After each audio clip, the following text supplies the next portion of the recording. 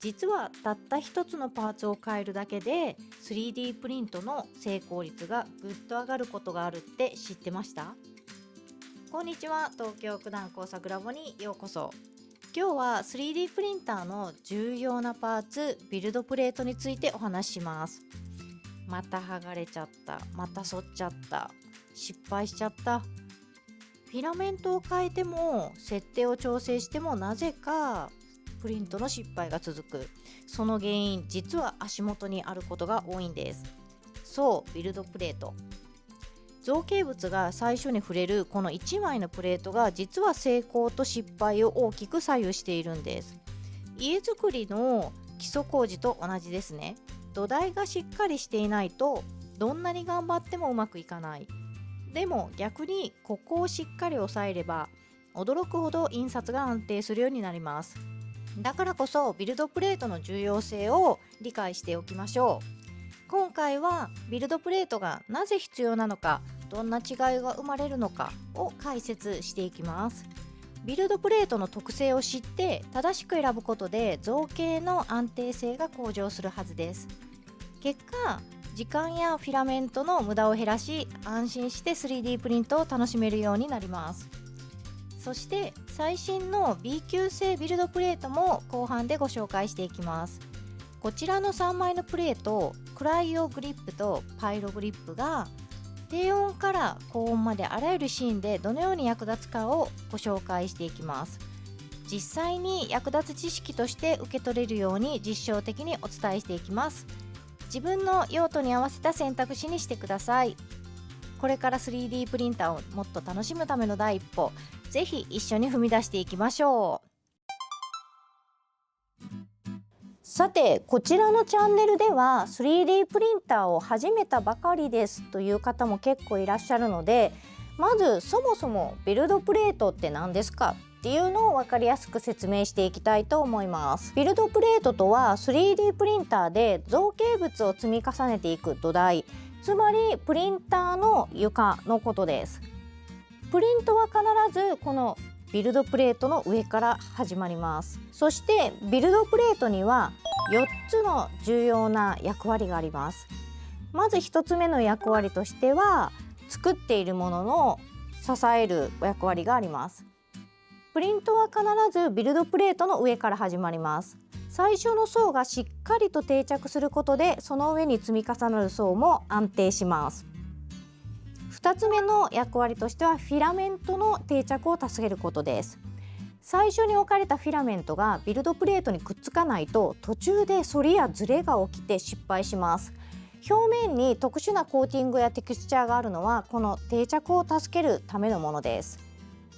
3つ目の役割としては、仕上がりの見た目です。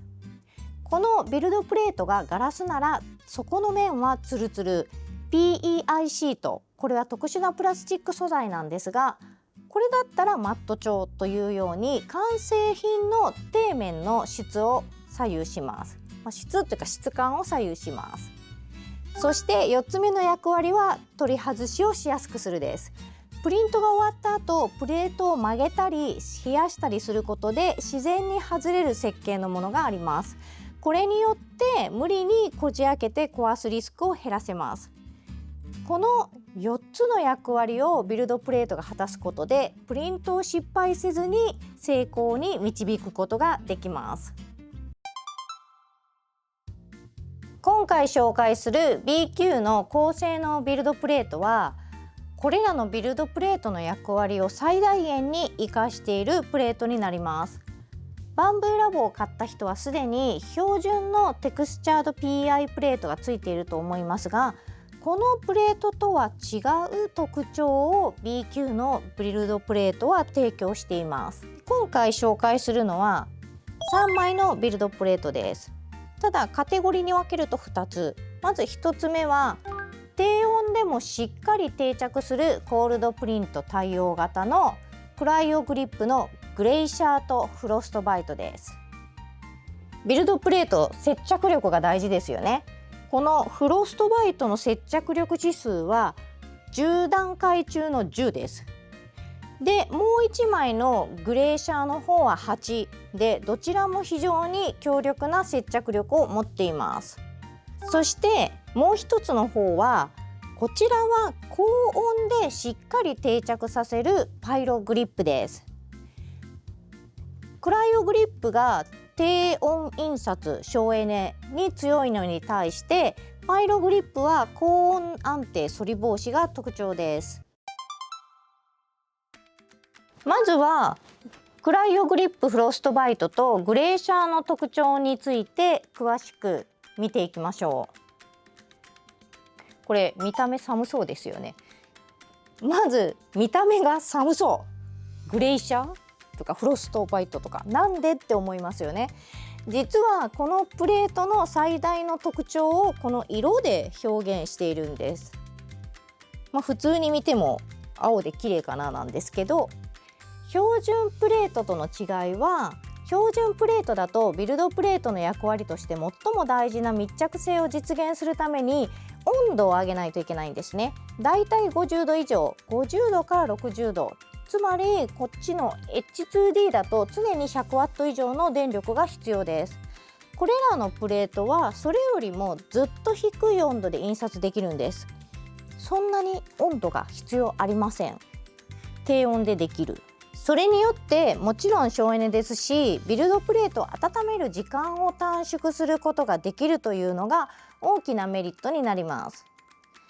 それでいて、温度上げてなくても高密着性、しっかり密着してくれるっていうところがすごいんです。さて、では実際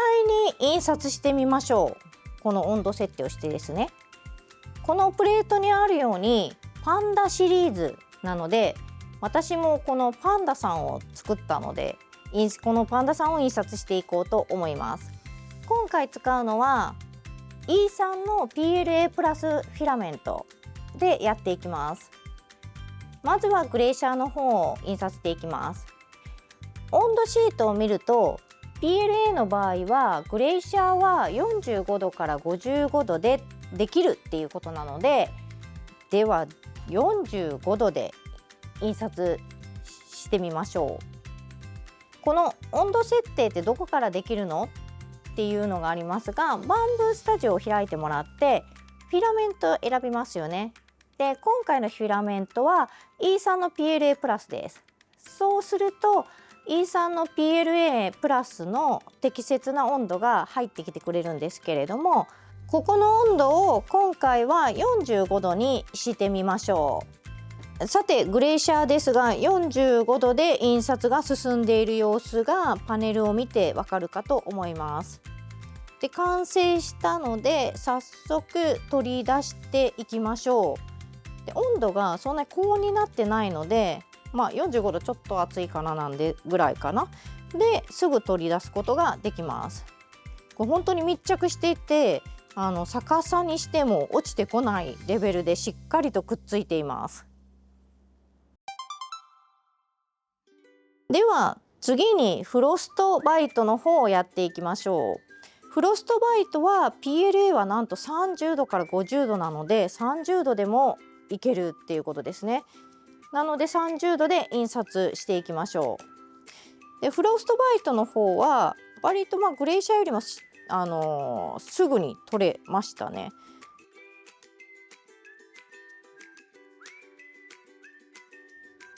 出来上がりの裏面をそれぞれ確認してみましょう。フロストバイトの方がツルツルな感じになりますね。グレーシャーの方がマットな感じになりますので、作るアイテムによって自分どっちにしようかなというのを選んでいくといいと思います。皆さんだったらどちらの仕上がりがお好みでしょうか。コメント欄で教えてくださいね。では省エネ効果をちょっと見てみましょうか。温度を下げてるっていうことは、つまり消費電力が下がっているということなので、通常のテクスチャード PI プレートとやった場合の電力消費を比較してみましょう。このワットチェッカーという機器を使って印刷開始から終了まででどういうグラフを描くかのかを測定しています。実験としてこのミニチュアの猫ちゃんをそれぞれ標準プレートとフロストバイトを使ってどれだけ差が出るかをやってみました。結果のグラフとしてはこんな感じです。やっぱりビルドプレートに供給する温度を低めに設定できるので全体的に必要なワット数は当然下がってきますよね。その分電気代がもちろん節約できますし、大きいものを印刷するのであればより効果が大きくなります。電気代も高いですしね。ではこちらパイログリップのご紹介をしていきます。こちらは高温にすることで安定させてそれを防止してます。ベッドをしっかり加熱させることで強力に接着させるというのがこのプレートの特徴です。使いどころとしては反りがちな素材を印刷する時とか反ってしまいそうなモデルを印刷する時、これが一番役に立つと思います。まずこのビルドプレートの特徴なんですけれども、まだこのビルドプレートは現在 H2D 専用になってます。 AR コード付きの自動ベッド検出をしてくれるのでH2D プリンターがこのプレートだなと即座に認識してくれるようになっています。なのでさっきのクライオグリップだと認識してくれなくて毎回ちょっと印刷する前に警告が出ちゃうんですよね。H2D で使う時にいやいや問題ないですよっていうのをちょっと押さなければいけないですけれども、こちらのプレートではそれを押さなくてもいい仕組みになっています。では今回は実際に反りやすいモデルで試してみましょう。この反ってしまうんだけどこのモデルっていうところで今一番うちで悩んでいるモデルを印刷していこうと思います。これがこのパイログリップで反らないかどうかっていうところを試していこうと思います。高めの温度80度で印刷してます。この赤のフィラメントはエレゴのペット G フィラメントなので、ジェネリックのペット G の設定だとデフォルトは70度です。だけど今回は80度で反らずに密着してくれるかを実験してます。完成しましたね。反ってないです。標準 PI プレートの場合はこの段階で反っちゃっているんですね。これは標準 PI プレートで印刷した場合、両端がやっぱりちょっと持ち上がっちゃう、反ってしまっている状態です。こう浮いちゃってますよね。なので今回パイログリップで高温密着がどこまで効果があったかというところで、これがパイログリップで印刷した分です。反ってないですね。